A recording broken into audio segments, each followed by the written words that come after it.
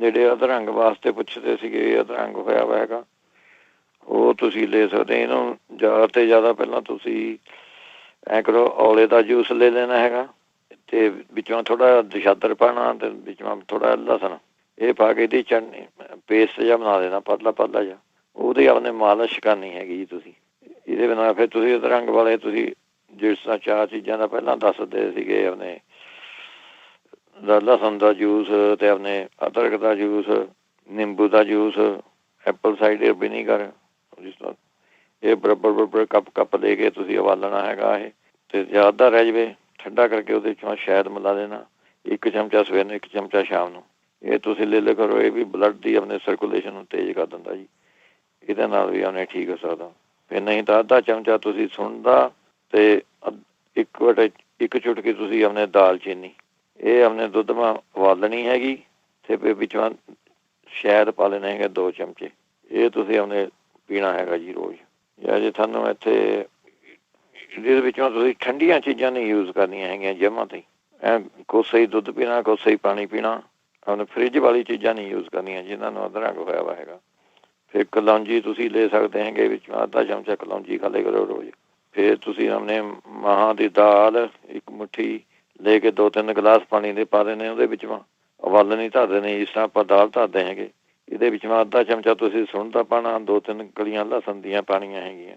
ਇਹ ਫਿਰ ਜਦੋਂ ਦਾਣੇ ਜਿਹੇ ਫੁੱਟ ਕੇ ਮਾਹਾਂ ਦੀ ਦਾਲ ਦੇ, ਅਤੇ ਆਪਣੇ ਉਹ ਜਿਹੜਾ ਬਾਕੀ ਬਚਿਆ ਵਾ ਪਾਣੀ ਹੋਵੇ ਤੁਸੀਂ ਉਹ ਆਪਣੇ ਪੀਣਾ ਹੈਗਾ ਜੀ ਰੋਜ਼। ਅੱਛਾ, ਮਾਲਿਸ਼ ਕਰਨੀ ਨੂੰ ਇੱਕ ਹੋਰ ਬਹੁਤ ਵਧੀਆ ਚੀਜ਼ ਹੈਗੀ, ਇਹ 150 ਗ੍ਰਾਮ ਤਿਲਾਂ ਦਾ ਤੇਲ ਲੈਣਾ ਹੈਗਾ, 10 ਗ੍ਰਾਮ ਵਿੱਚੋਂ ਨਟਮੈਗ ਜਿਹੜਾ ਜਾਇਫਲ ਹੁੰਦਾ, ਉਹ ਪਾ ਕੇ ਉਹਦੀ ਮਾਲਿਸ਼ ਕਰਨੀ ਹੈਗੀ ਤੁਸੀਂ। ਅਤੇ ਉਹ ਕਹਿੰਦੇ ਸੀ ਕਿ ਵੀ ਮੈਂ ਇੰਡੀਆ ਜਾਣਾ ਹੈਗਾ, ਇੰਡੀਆ ਤੋਂ ਕਸੁੰਬੇ ਦਾ ਤੇਲ ਮਿਲ ਜਾਂਦਾ ਜੀ, ਕਸੁੰਬੇ ਦਾ ਤੇਲ, ਉਹਦੀ ਤੁਸੀਂ ਆਪਣੇ ਮਾਲਿਸ਼ ਕਰ ਸਕਦੇ ਹੈ, ਲਿਆ ਕੇ ਉਹਦੀ ਮਾਲਿਸ਼ ਕਰਦੇ ਕਰੀਓ। ਸ਼ਹਿਦ ਜਿੰਨਾ ਜ਼ਿਆਦਾ ਦਓਗੇ ਉਹ ਉਨੀ ਛੇਤੀ ਆਰਾਮ ਆਵੇ। ਸ਼ਹਿਦ ਭਾਵੇਂ ਜਿੰਨਾ ਜ਼ਿਆਦਾ ਤੋਂ ਜ਼ਿਆਦਾ, ਭਾਵੇਂ 50 ਗ੍ਰਾਮ ਰੋਜ਼, 60 ਗ੍ਰਾਮ ਰੋਜ਼ ਖਾਈ ਜਾਵੇ ਸ਼ਹਿਦ, ਜਿੰਨਾ ਸ਼ਹਿਦ ਖਾ ਸਕਦੇ ਉਨੀ ਛੇਤੀ ਉਹਨੂੰ ਆਰਾਮ ਆਉਂਦਾ ਹੈਗਾ ਜੀ। ਅੱਛਾ, ਇਹਦੇ ਵਿੱਚੋਂ ਫਿਰ ਤੁਸੀਂ ਕਰੇਲੇ ਦੀ ਸਬਜ਼ੀ ਇਹਦੇ ਵਿੱਚੋਂ ਜ਼ਿਆਦਾ ਖਾ ਸਕਦੇ ਹੈਗੇ ਜੀ।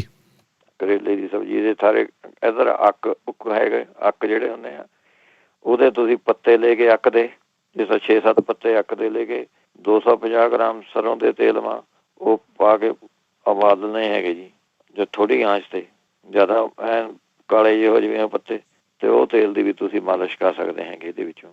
ਫਿਰ ਤੁਸੀਂ ਲੈ ਸਕਦੇ ਹਾਂ 2 ਚਮਚੇ ਅਰਿੰਡੀ ਦੇ ਬੀਜ, ਅਰਿੰਡ ਦੇ ਬੀਜ, ਉਹਨਾਂ ਨੂੰ ਤੁਸੀਂ ਆਪਣੇ ਬਦਾਮ ਰੋਗਨ ਦੇ ਵਿੱਚੋਂ ਥੋੜ੍ਹਾ ਜਿਹਾ ਭੁੰਨਣਾ ਹੈਗਾ ਜੀ, ਜਿਸ ਤਰ੍ਹਾਂ ਆਪਣੇ ਸੇਕਦੇ ਹੁੰਦੇ, ਥੋੜ੍ਹਾ ਜਿਹਾ ਸੇਕ ਲਓ ਉਹਨਾਂ ਨੂੰ, ਫਰਾਈ ਜੇ ਮਾੜੇ ਜਿਹੇ ਕਰਨੇ ਹੈਗੇ। ਫਿਰ ਉਹਦੇ ਵਿੱਚੋਂ ਬਾਹਲੇ ਨਹੀਂ ਕਰਨੇ, ਵੀ ਸੇਕ ਜਿਹੀ ਲਾਉਣਾ ਹੈਗਾ ਉਹਨਾਂ ਨੂੰ। ਫਿਰ 1 ਚਮਚਾ ਤੁਸੀਂ ਸ਼ਹਿਦ ਪਾ ਕੇ ਰੋਜ਼ ਖਾਣੇ ਹੈਗੇ ਜੀ। ਔਲੇ ਦਾ ਜੂਸ ਤੁਸੀਂ ਆਪਣੇ ਪੀ ਸਕਦੇ ਹੋ ਜਿੰਨਾ ਮਰਜ਼ੀ, ਉਹ ਫਾਇਦਾ ਕਰੂਗਾ ਇਹਦੇ ਵਿੱਚੋਂ। ਫਿਰ 1 ਗਲਾਸ ਦੇ ਦੁੱਧ ਵਿੱਚ 1 ਚਮਚਾ ਬਾਇਬਡਿੰਗ ਦਾ ਅਤੇ 3-4 ਕਲੀਆਂ ਲਸਣ ਦੀਆਂ, ਇਹ ਪਾ ਕੇ ਉਬਾਲਣਾ ਹੈਗਾ ਤੁਸੀਂ, ਅਤੇ ਇਹ ਆਪਣੇ ਪੀਣਾ ਹੈਗਾ ਜੀ। ਇਹ ਵੀ ਆਪਣੇ ਅਧਰੰਗ ਵਾਸਤੇ ਠੀਕ ਹੈ ਜੀ। ਅੱਛਾ ਜੀ, ਬਾਕੀ ਤਾਂ ਨਹੀਂ ਤਾਂ ਕਬੂਤਰ ਦਾ ਮਾਸ ਖਾ ਸਕਦੇ ਹੈਗੇ, ਕਬੂਤਰ ਦਾ ਮਾਸ ਖਾ ਦੇ ਕਰੇ, ਉਹ ਬਹੁਤ ਵਧੀਆ ਹੁੰਦਾ ਜੀ ਅਧਰੰਗ ਵਾਲਿਆਂ ਵਾਸਤੇ।